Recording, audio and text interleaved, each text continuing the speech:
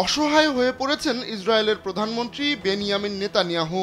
কোনোভাবেই দেশটির সেনাপ্রধান chief of staff lieutenant general Eyal জামিরের মুখ বন্ধ রাখতে পারছেন না তিনি। দুজনের এমন বিভেদ প্রকাশ্যে আসায় বিপদে পড়েছে ইসরায়েলি সরকার। বিশেষ করে গাজা পুরোপুরি দখলের অভিযান নিয়ে প্রকাশ্য দ্বন্দ্বে জড়িয়েছেন নেতানিয়াহু জামির।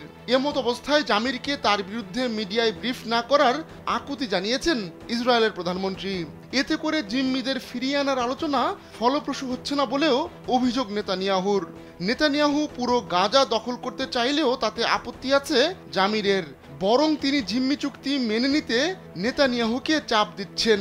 স্যান্ডেলিনা সো, রূপচর্চায় আভিজাত্য।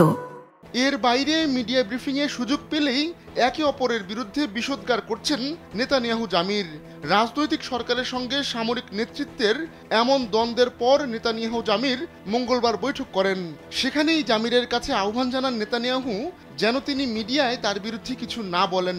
তবে এই বৈঠকের পরও দুজনের মধ্যে সমস্যার সমাধান হয়নি বলে জানিয়েছে বিভিন্ন সূত্র।